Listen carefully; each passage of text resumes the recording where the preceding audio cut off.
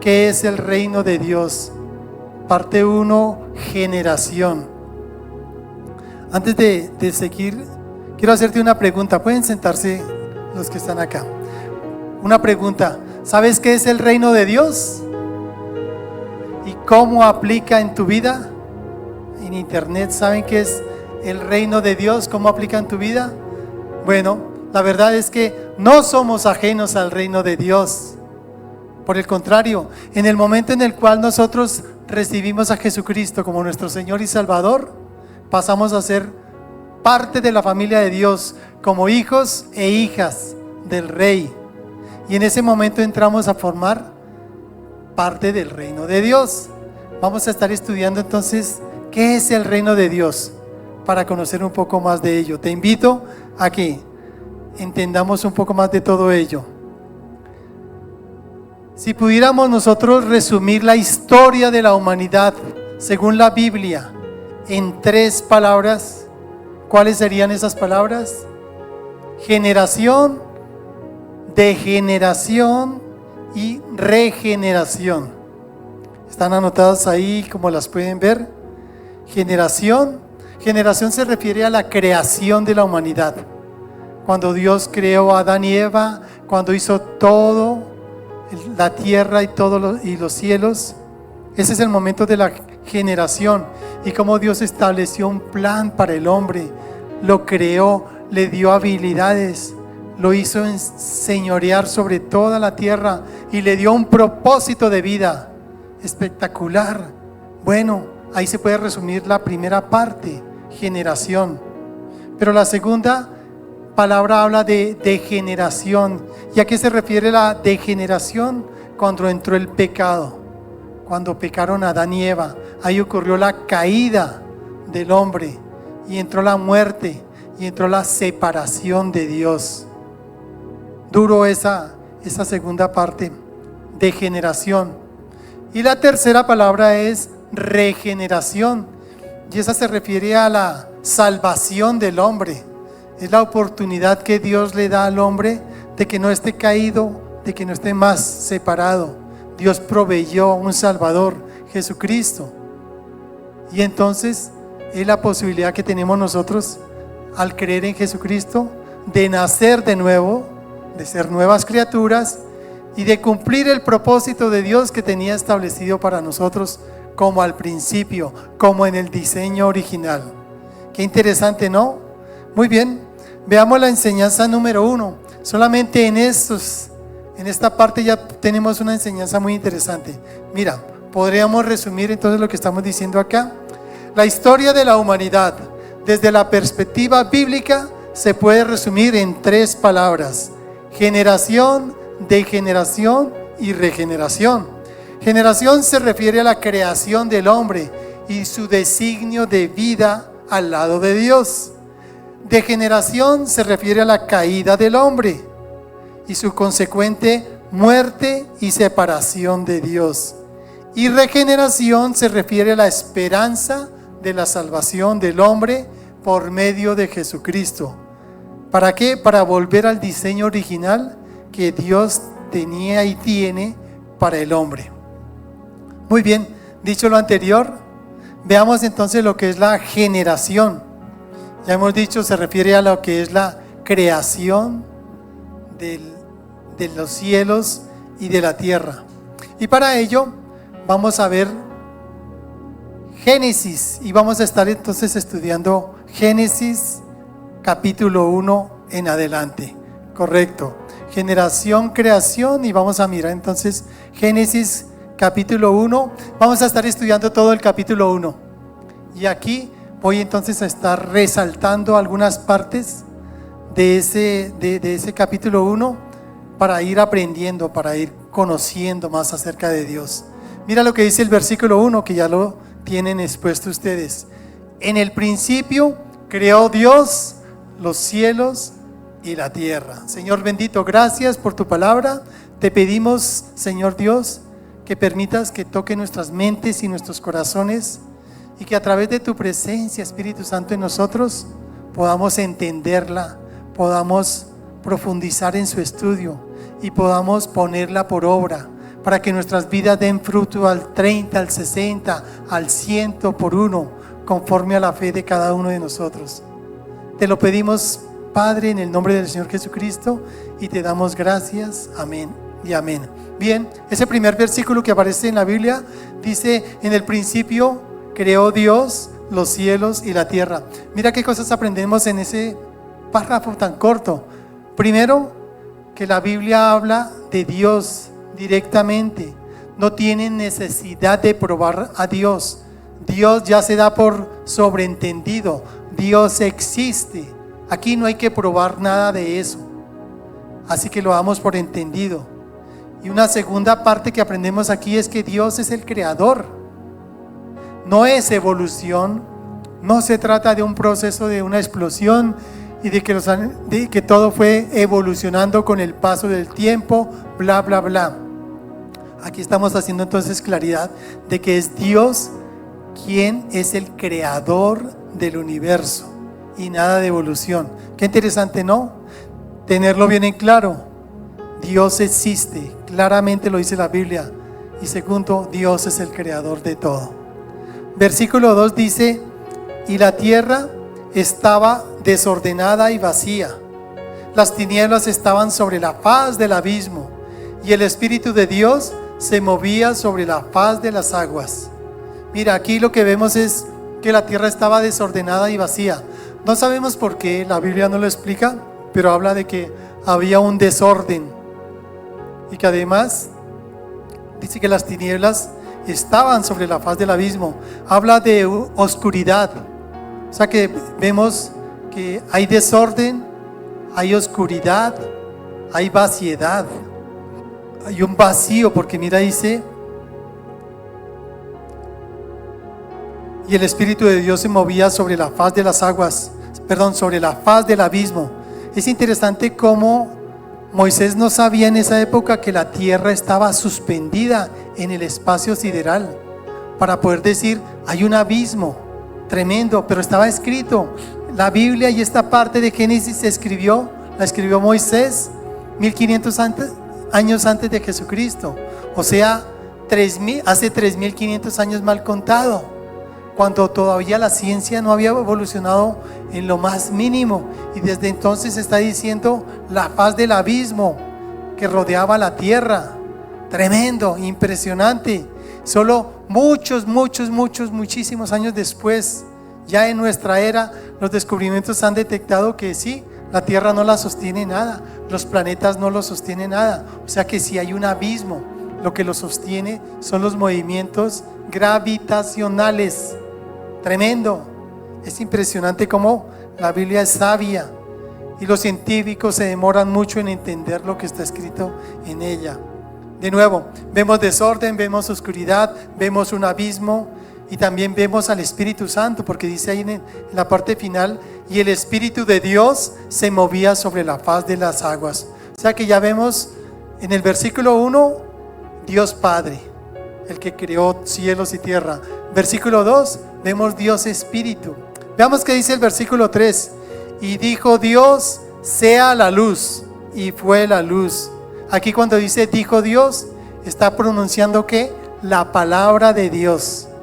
Qué interesante. ¿Saben quién es la palabra de Dios? Jesucristo. ¿Recuerdan cómo lo dice Juan? En el principio era el verbo, y el verbo era con Dios, y el verbo era Dios. Y por allá en el versículo 14, y el verbo se hizo carne. Está hablando de Jesucristo. Tremendo. Entonces en el versículo 3 estamos viendo la tercera persona de la Trinidad, Jesucristo. Y aquí está que diciendo: dijo Dios, apenas abrió la boca dijo: sea la luz. Aquí hablamos acerca de que Él declaró la palabra de Dios y vino la luz. Aquí hay una lección también bien importante para nosotros en nuestra vida diaria. Cuando tú y yo estudiamos la palabra de Dios, cuando declaramos la palabra de Dios, inmediatamente la luz nos rodea. Desaparecen las tinieblas, desaparece la oscuridad. Es impresionante. Dice también Juan capítulo 1, versículo 5, que la luz brilla en las tinieblas y las tinieblas no la pudieron dominar. A través de la palabra de Dios hablada, expresada, llega la luz. Jesucristo mismo lo dijo: yo soy la luz, el que me sigue no andará en tinieblas. Así que impresionante cómo aprendemos nosotros. Tercer versículo, ya todo lo que hemos aprendido, que Dios es quien está declarando la palabra de Dios, y ahí encontramos a Jesucristo, la tercera persona de la Trinidad. Pero también vemos la luz al declarar la palabra de Dios, y que desapareció el desorden. Yo me imagino entonces todo oscuro, dijo Dios, sea la luz, y se iluminó todo. A partir de ahí ya empezamos a mirar orden. Esto está mal, y de ahí empezamos a mirar que se puede organizar todo. Una de las cosas que aprendemos también en este tercer versículo es que Dios es un Dios de orden, y Él quiere que tú y yo vivamos vidas de orden, organizados. Eso es lo que aprendemos de nuestro Dios. Sigamos. ¿Qué más podemos ver aquí? Orden, y de que la palabra de Dios es poder. Versículo 4. Vio Dios que la luz era buena, y separó Dios la luz de las tinieblas. Al ver que la luz era buena, que permitía tener orden, permitía organizar, Él separó la luz de las tinieblas. Otra parte que estamos aprendiendo aquí es separación. Separación. Ese término dicho en otras palabras es cuando tú y yo somos santos. Santo quiere decir separado. Dios está separando la luz de las tinieblas, y tú y yo hemos sido llamados a ser santos, a ser separados por Dios. ¿De qué? De la maldad, para vivir para Dios. ¡Wow! ¡Qué interesante! Dios nos da la luz y pide que vivamos en santidad. Quiere que vivamos consagrados a Dios. Quiere que busquemos siempre el bien, lo mejor, lo excelente. No que vivamos en la oscuridad del pecado y de la maldad. Entonces, separación es otra palabra que aprendemos aquí bien interesante. Versículo 5. Llamó Dios a la luz día, y a las tinieblas llamó noche. Y fue la tarde y la mañana del primer día. Tremenda la cantidad de cosas que aprendimos mirando solamente el primer día. ¿Sabes de qué nos habla esto? De nuevo, Dios de orden. Día 1 me voy a encargar de hacer la luz, y a través de la luz separar todo. Entonces, luz, separación, orden, la Trinidad, Padre, Hijo, Espíritu Santo, todo eso lo estamos aprendiendo en esos 5 primeros versículos. Veamos los siguientes versículos. Versículo 6. Luego dijo Dios: haya una expansión en medio de las aguas, y separe las aguas de las aguas. ¿Esto qué quiere decir? Parece que al principio todo era aguas. Había aguas rodeando completamente la tierra. Si eso fuera así, pues estaríamos en medio de agua. Pero Dios dijo: separémoslas, las aguas de arriba de las aguas de abajo. Dice el versículo 7: e hizo Dios la expansión, y separó las aguas que estaban debajo de la expansión de las aguas que estaban sobre la expansión, las que están arriba, las que están abajo. Y fue así. Y llamó Dios a la expansión cielos. Y fue la tarde y la mañana del segundo día. ¿Qué aprendemos aquí? Nuevamente, separación. Qué interesante que Dios habla de santidad, separar. Santo, separa, aleja. Tú eres santo, tú eres santa como hijo, como hija de Dios. Sepárate de lo que no te ayuda, de lo que no construye tu vida, de lo que no te acerca a Dios. Y aquí entonces separó las aguas de arriba y de abajo, es decir que en la mitad que quedó lo que conocemos como firmamento. Tremendo, es impresionante porque uno se da cuenta, de verdad en la tierra hay agua. 2/3 partes de la tierra, del globo terráqueo, son agua. y una buena parte está abajo y otra parte está arriba. Dios los separó. Bien podían estar pegadas y no podríamos vivir. Pero también habla de orden, porque ya terminó el día 2. Día 1 para la luz, día 2 para el firmamento, separación de las aguas. Día 3, vamos a seguir con el versículo 9.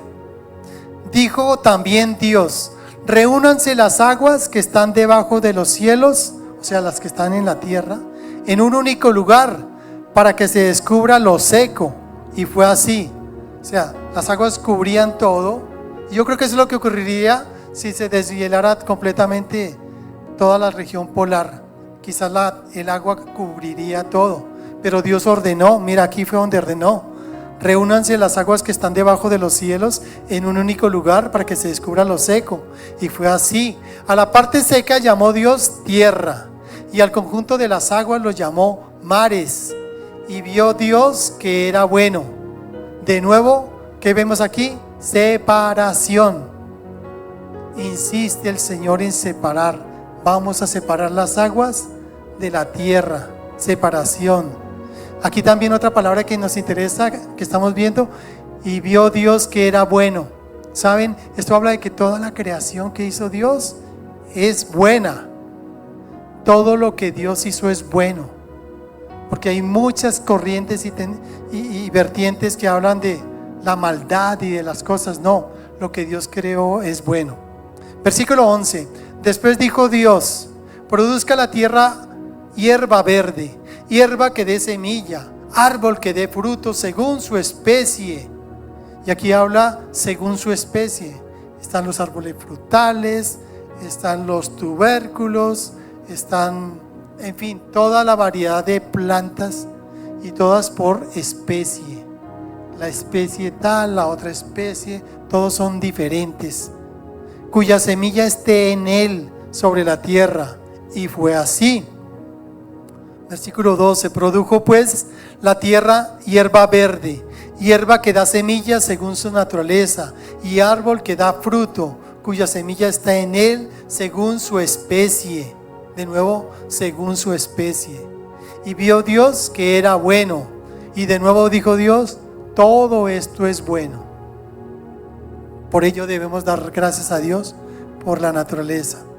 Y fue la tarde y la mañana del tercer día. Entonces, en este tercer día, ¿qué aprendemos? Aprendemos la separación de mares y de tierra y la vegetación. Y orden, por supuesto, día tercero, orden. ¿Qué tal? ¿Si estamos aprendiendo? O por lo menos repasando muchos de nosotros. Versículo 14. Dijo luego Dios: haya luminarias en la expansión de los cielos para separar el día de la noche, y que sirvan de señales para las estaciones, los días y los años, y sean por luminarias en la expansión de los cielos para alumbrar sobre la tierra.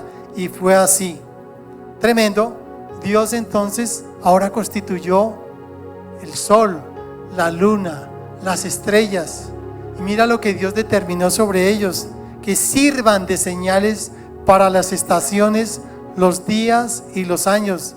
Por lo tanto, eso que creó Dios tiene un propósito, sirve para medir el tiempo. Y qué interesante eso. Así que a partir de este momento se dio lugar al cronómetro solar. Ustedes saben que la Tierra gira sobre su eje. ¿En cuánto tiempo? ¿Cuánto se demora en girar sobre su eje? Un día, 24 horas en hacer eso. Entonces, en la medida que da la vuelta, pasaron 24 horas. A partir de ahí, listos, entonces ya sabemos lo que es un día y podemos dividir el tiempo. Dios nos dio esa noción del tiempo. Tenemos el cronómetro solar. ¿Y cómo lo podían medir? ¿Se acuerdan los relojes solares? Según el sol, la hora en que esté, proyecta una sombra. 3 de la tarde, 4 de la tarde si la sombra sigue alargándose, mediodía si no se ve sombra. Impresionante por la capacidad que el Dios le dio al hombre. Pero también el calendario solar. A partir de ahí también aprendimos el calendario solar. ¿Ustedes saben cuánto demora la luna en darle la vuelta a la Tierra al girar? Un mes, correcto. O sea, 29, 30, 31 días, en fin, ya está todo debidamente definido. Pero entonces, cuando veían la luna que otra vez quedaba llena, medían los días. Aquí pasaron 30 días, por decir algo. Y después la luna empezaba a oscurecerse, cuarto menguante, luna nueva, no se ve, cuarto creciente, y se ve un poquitico de la luna, y volvía otra vez luna llena. Y entonces tomaban nota. Aquí pasó un mes. Ya saben medir un día, ya saben medir un mes. Pero luego mirando las estrellas, veían la estrella polar, no sé, los nombres de las estrellas, y se daban cuenta que pasado X tiempo volvían a verla en ese mismo punto. ¿Cuánto tiempo se demora la Tierra en darle la vuelta al Sol? Un año. Y ahí es cuando se repetía: wow, tenemos más información. Podemos hablar entonces de el año. Un año se mide con base en todo lo que evaluamos de las estrellas. Y también eso nos sirve para medir las estaciones. Estamos en invierno, ya faltan 3 meses para el verano, ya faltan X tiempo para el otoño, etc.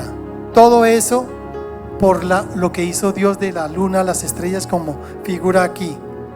Versículo 16: e hizo Dios las 2 grandes luminarias, la mayor para que señoreara en el día y la menor para que señoreara en la noche. E hizo también las estrellas. Alguien que estudia la Biblia decía que los egipcios creían que la luna era más grande que el sol. ¿Por qué? Porque la veían más cerca.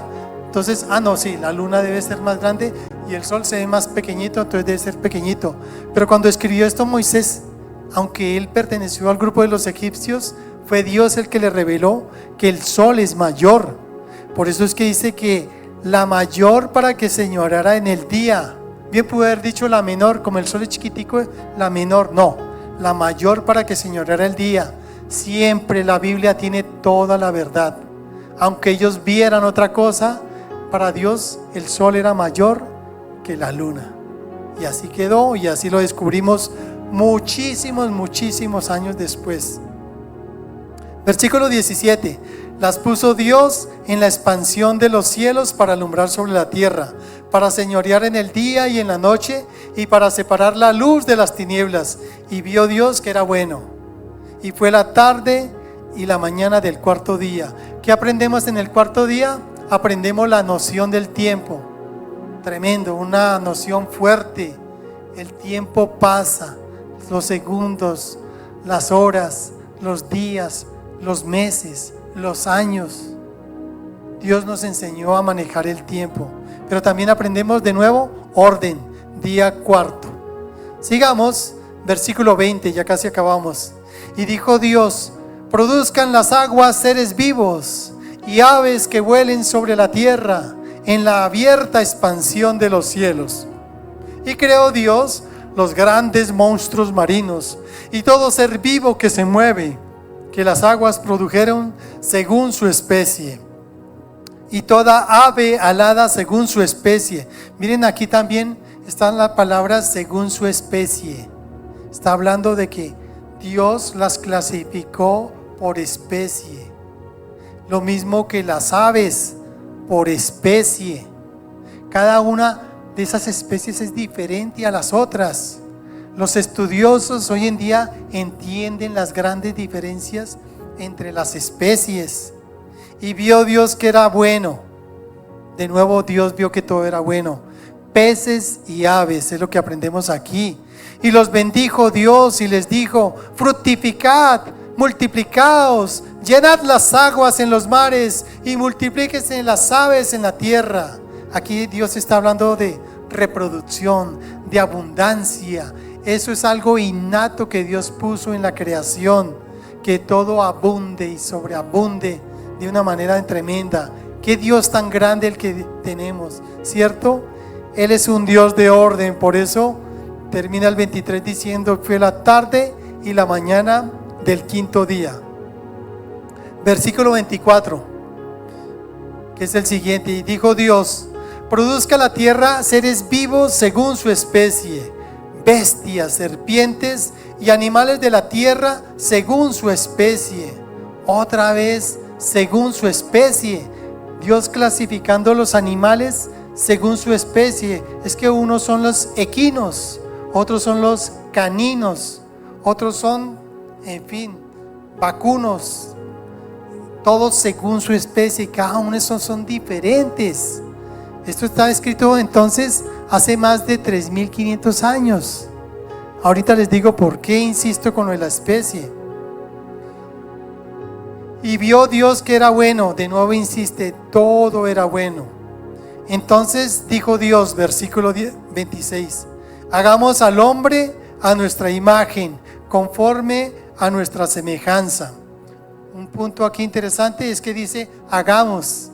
Los estudiosos hablan de que es la Trinidad, tres personas distintas en ese momento.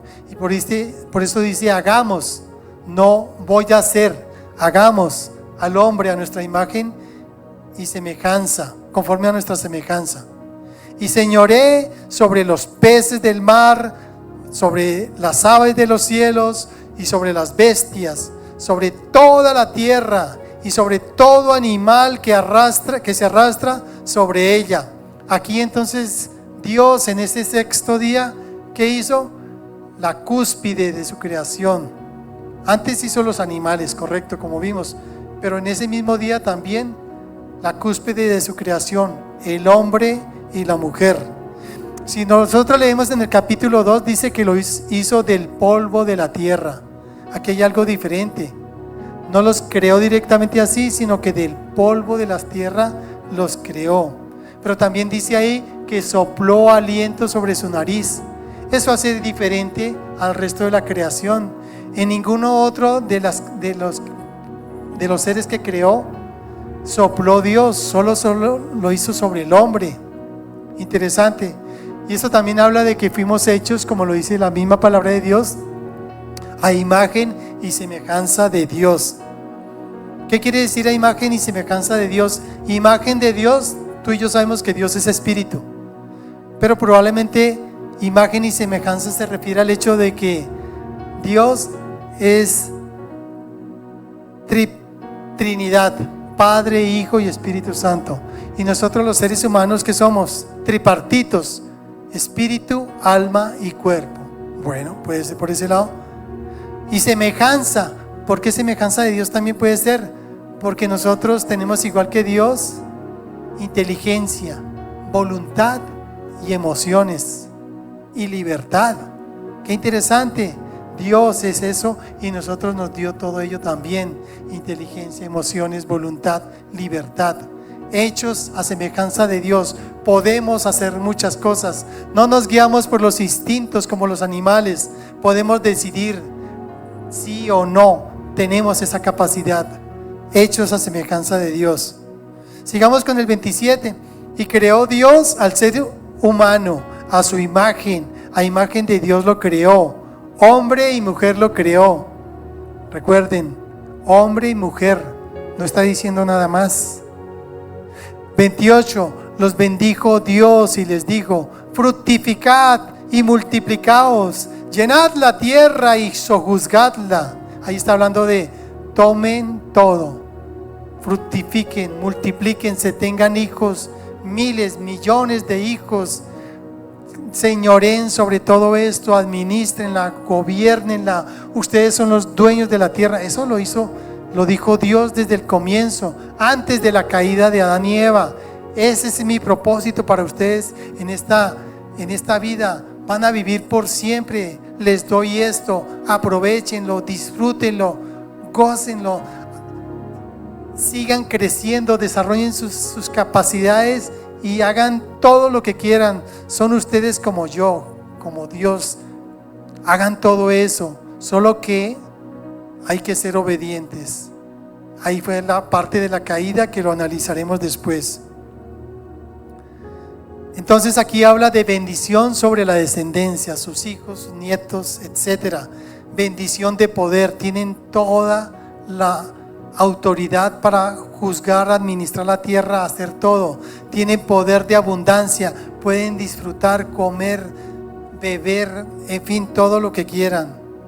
Tremendo lo que era el plan de Dios para nosotros.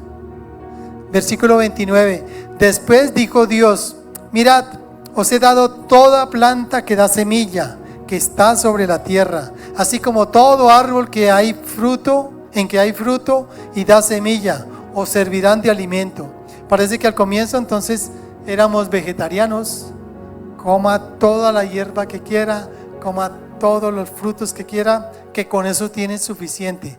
Igual fueron creados para tener vida eterna.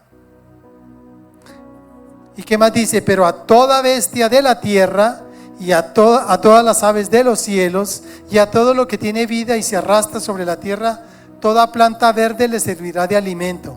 O sea, ellos en cambio se alimentarán de eso, de lo verde. Igual, por lo visto, las fieras no podían matar otras fieras porque según esto no les servía de alimento. Fue después.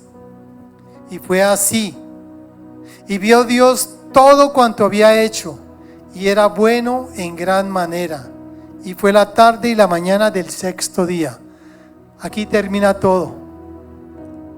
Una de las cosas que les hice énfasis es cómo Dios habla de plantas y de animales según su especie. Esto sirve para demostrarnos que Dios ya tenía todo programado para que se separara por especies diferentes. Muchos años después, Darwin y algunos que le antecedieron empezaron a estudiar todo y vieron que los animales todos se manejaban por especies y creyeron que todo era continuación uno de otro y que se podían saltar de especies. No conocían suficiente como hoy en día la ciencia se ha desarrollado y dijeron: no, todo esto es por evolución, y por eso dicen según su especie.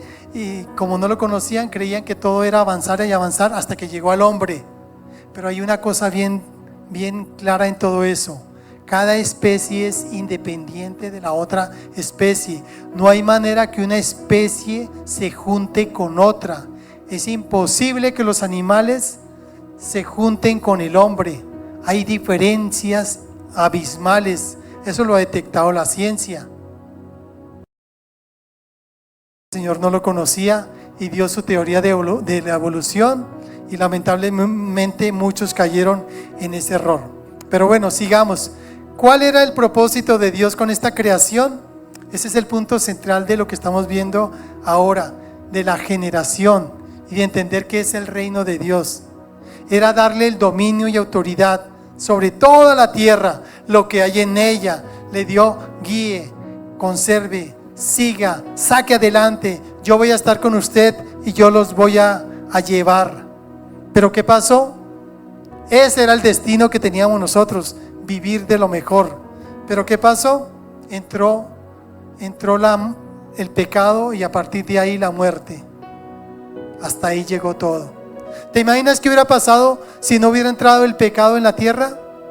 Que tú y yo conoceríamos a nuestros abuelos, tatarabuelos, no habría muertes, estaría todavía Mozart, estaría todavía Leonardo da Vinci, estaría todos los creadores, todos los genios. El conocimiento no se terminaría, seguirían inventando. Yo creo que a esta altura ya estaríamos volando. Yo creo que tendríamos miles de cosas que solamente vamos aprendiendo poco a poco, pero se muere cuando termina una persona. Entonces toca volver a empezar, pero seríamos totalmente diferentes. Este mundo sería diferente, llenos de comodidades, de alegría, de gozo, de familias grandes, etc. Veamos cuál es la enseñanza que aprendemos aquí. Enseñanza número 2. El propósito original de Dios para la creación del universo era el de concederle al hombre el privilegio de tener dominio, administración y cuidado de la tierra y todo lo que hay en ella, dotándolo de inteligencia, emociones y voluntad para llevarlo a cabo, y a su vez otorgarle la gracia de contar con la presencia de Dios constantemente para guiarle, bendecirle y abundarle en todo. Ese sueño no está perdido. Dios lo concede hoy para quien cree en Jesucristo como Señor y Salvador. Él le ofrece el regalo de vida y de vida en abundancia. Cree en Jesucristo. Ese sueño no quedó muerto. A través de la regeneración, tú y yo podemos volver a ese sueño. Ahora bien, ¿qué dicen los filósofos y científicos? Esta parte quería tomarla solamente para dar referencia acerca de tantas mentiras que se dicen a lo largo de la humanidad. Los científicos dicen una cosa, los filósofos sostienen también errores y todo en contra de lo que dice la palabra de Dios. Pero no se dan cuenta que están yendo contra la verdad. Y solo en la medida en que crece el conocimiento, empiezan a acercarse a lo que dice la Biblia. Hablemos del universo como lo conocemos. Miremos el gráfico, ¿correcto? Miremos este gráfico en el cual los filósofos de antiguos, imagínate que se ponían a mirar el cielo y analizaban la tierra y las estrellas y pensaban, ¿será que esto tuvo un principio? La Biblia dice que en el principio, pero ¿será que sí tuvo un principio? Y ellos veían que pasaban los años y todo se mantenía igual. ¿Saben qué concluyeron esos filósofos de la antigüedad? Esto siempre ha existido, siempre ha existido y existirá la tierra, siempre existirá el cielo, siempre existirán las estrellas. Esto es eterno. Por lo tanto, no creemos lo que dice la Biblia. Y así ese pensamiento se mantuvo por mucho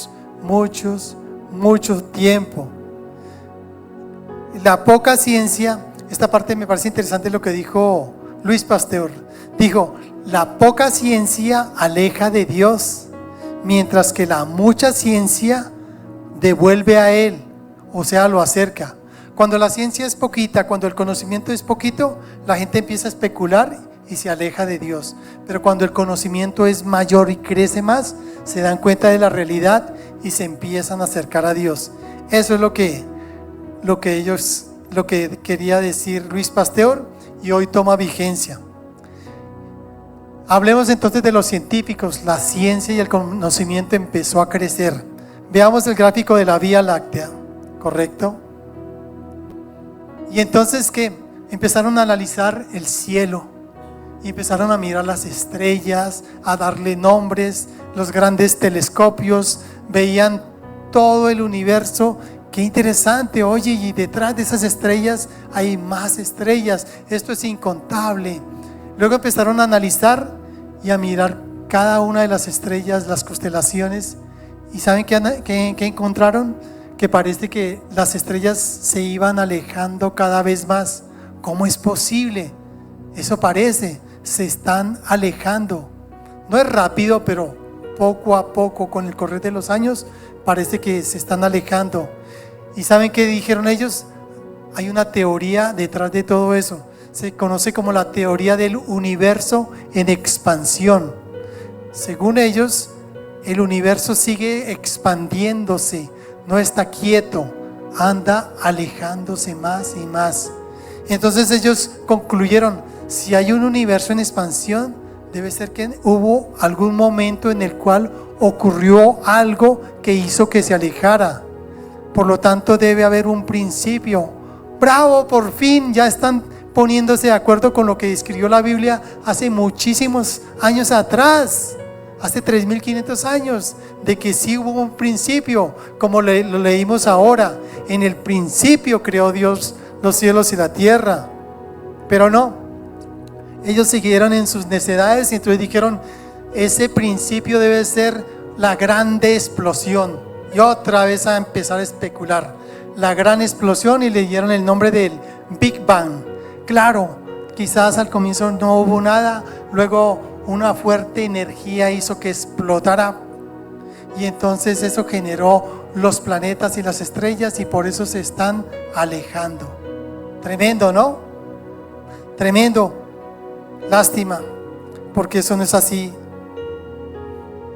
Y siguieron las investigaciones. O sea, siguen diciendo los científicos, no creemos en Dios, aunque diga la Biblia eso.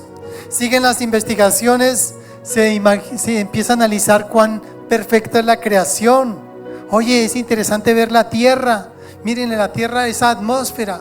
Miren todo esto que hay y cómo todos los números son perfectos. Si uno toma medidas, qué perfección. Porque hay atmósfera, podemos respirar. Pero también la atmósfera nos cubre los rayos UV que nos harían daños. O sea, si no hubiera atmósfera, estaríamos quemados. Pero también la atmósfera sirve para los posibles meteoritos que caen, se destruyen en la caída, o si no, tampoco habría posibilidades de vida. Y se empieza a analizar las distancias de la Tierra con la Luna, con Marte, con los otros planetas, con el Sol. Y empiezan a decir, wow, es impresionante. Mire, la Tierra está puesta en una distancia perfecta. Si estuviéramos más cerca del Sol, ¿qué pasaría? Nos quemaríamos, no aguantaríamos. Pero si estuviéramos más lejos del Sol, nos enfriaríamos. Tampoco tendría lugar la atmósfera y todo lo que estamos viendo. Hay una perfección impresionante en todo esto. Y miran el movimiento de rotación de la Tierra, el movimiento de traslación de la Tierra, números perfectos, todo es perfecto. Cuando se mueve la Luna, cómo incide en la agricultura, en tantas cosas, en las mareas de los mares, etcétera. Todo tiene, y hay cosas que todavía no hemos descubierto. Cómo la naturaleza se reproduce de una manera impresionante. Y la supervivencia de los animales, todo es perfecto. Luego analizando el agua, y aquí el gráfico del agua nos habla de esa materia que es vida para todos los seres vivientes y ocupa 2/3 partes del planeta para que haya suficiente para todos. Y los 3 estados de agua, líquido, gaseoso, hielo, cómo cambia, todo es definitivamente perfecto. Y siguen estudiando todo. Y luego se analiza al hombre, un ser completo, diferente a todos los animales, dotado de inteligencia, de emociones, de voluntad. Se analiza en microscopio y se miran todo lo que tiene que ver con las células, con ADN, con átomos, con neutrones, protones, todo eso. Y ven que tiene una tendencia parecida cuando analizaban también el cielo, las estrellas, cómo giran, cómo hay órbitas también a nivel minúsculo. Entonces ellos dicen, aquí hay una perfección demasiado compleja. Esto habla de que esto es perfecto. ¿Y saben qué dijeron los científicos? Que esto lo llaman la teoría del diseño inteligente. No, esto es una inteligencia completa. Miren que hasta la tierra se regenera cuando hay un incendio forestal, parece que se murió. No, antes eso sirve de abonos y luego cuando cae la lluvia renace. No, la madre tierra, no hay ninguna madre tierra. Dios hizo todo eso.